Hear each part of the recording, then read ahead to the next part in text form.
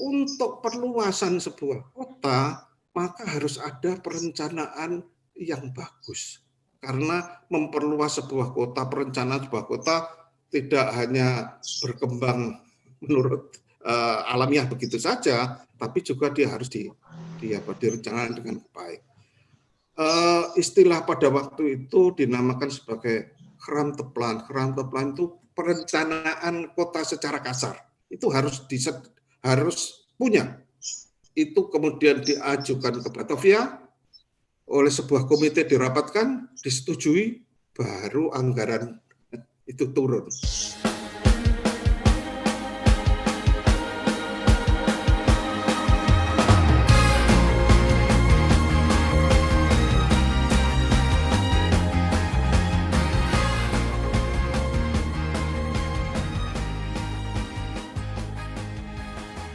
Saya tanyakan bagaimana bagusnya perencanaan Malang ini. Seperti yang saya katakan bahwa rupa-rupanya setelah abad ke-20 itu banyak sekali orang-orang Eropa yang datang ke Malang. Sehingga dia tidak berkenan dengan tata kota yang kuno, yang seolah-olah yang dia sebut sebagai Indische Stad, apa itu? Kota Hindia Belanda, yang mencampur antara penguasa-penguasa kabupaten ada di situ, asisten ada di situ. Dengan adanya datangnya orang baru ini, mereka menghendaki suatu pusat kota yang baru. Mereka menamakannya sebagai New Indische Stad, suatu kota baru. Karena itu direncanakan sebuah alun-alun yang sekarang terkenal sebagai alun-alun Bunder. Di situ kemudian diletakkan pusat gedung pemerintahan kota, sekolah dan sebagainya yang seperti itu. Itu adalah tahap kedua.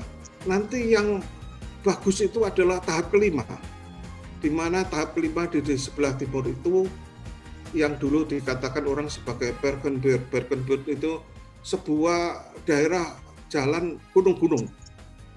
Jadi disitulah letaknya.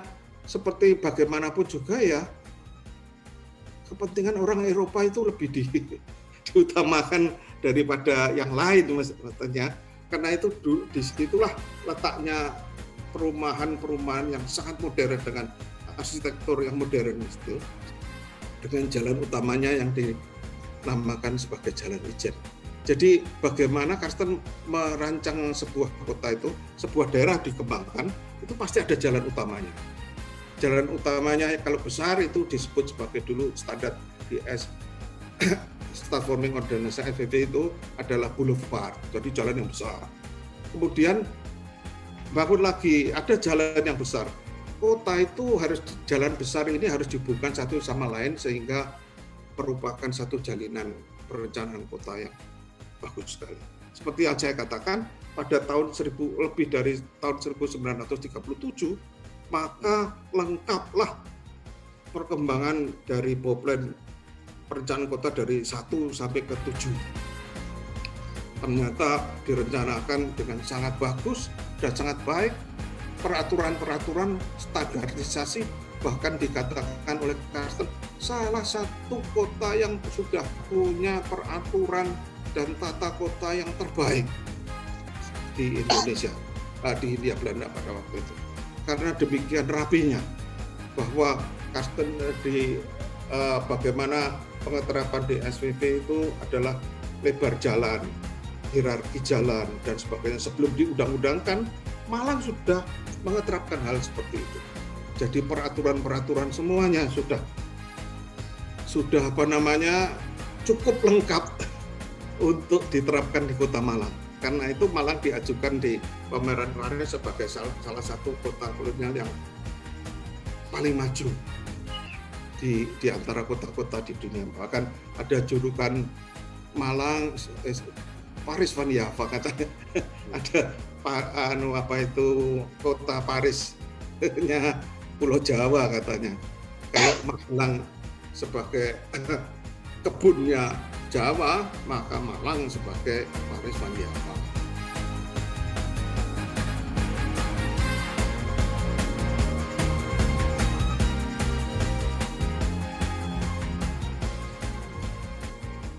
saya tadi sudah menjawabnya barangkali. Ya. Bahwa lahirnya gotik itu akibat dari gereja.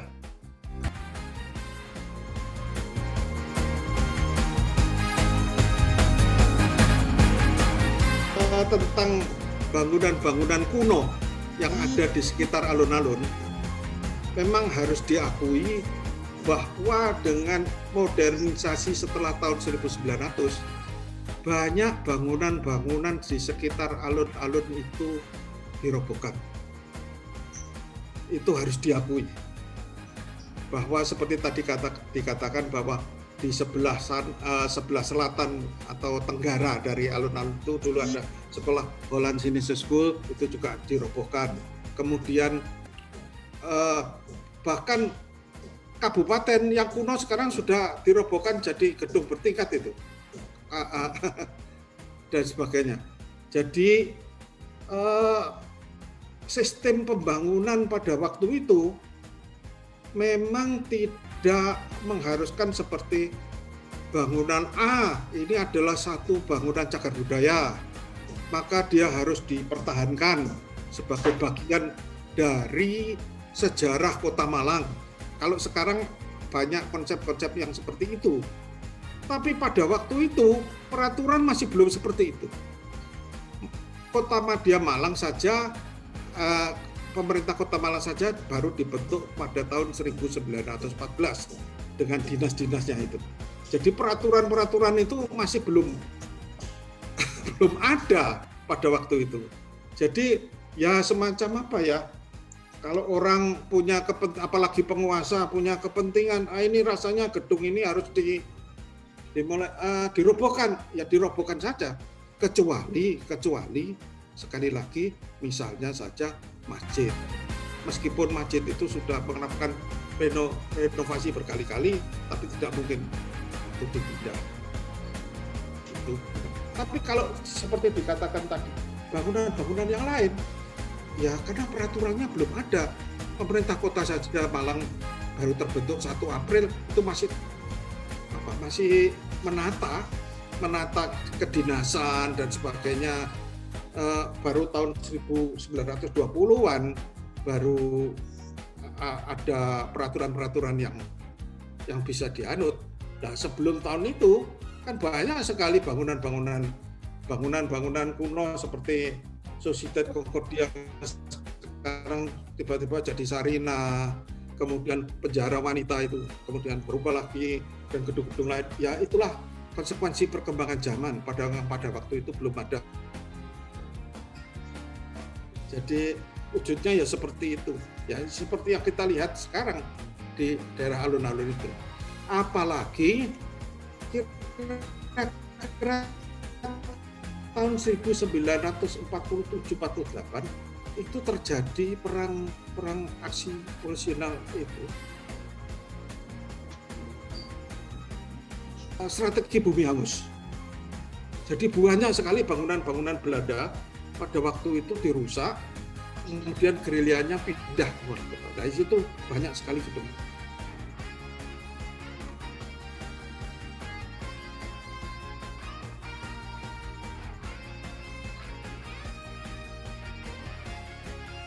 Yang lain itu jelas sekali. Jadi geografis Kota Malang pasti akan berbeda dengan geografisnya Kota Semarang, berbeda dengan geografisnya Kota Bandung. Karsten juga tidak menutup mata tentang geografis ini. Itulah sebabnya setiap kota itu diusahakan oleh Karsten punya ciri khas sendiri. Jalan Ijen misalnya tidak pernah ada di kota-kota yang lain. Itu khas Malang. Itu khas Malang. Itulah karya Karsten. Jadi kalau dikatakan apakah Malang ini punya kekhasan sendiri? Jelas punya, karena secara geografis daerah Malang berbeda dengan daerah Semarang, berbeda dengan daerah Bandung. Nah justru Karsten juga tidak buta terhadap geografis ini.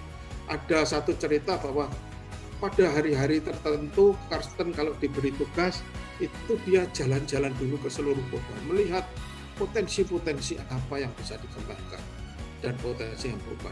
Itulah sebabnya menurut saya daerah yang disebut sebagai daerah gunung tadi itu dengan intinya Jalan Ijen itu merupakan ciri khas dari desain Karsten ini. Jadi kalau apakah Malang punya ciri khas? Punya, jelas, karena ya itu tadi daerah secara geografis berbeda. Itu kira-kira.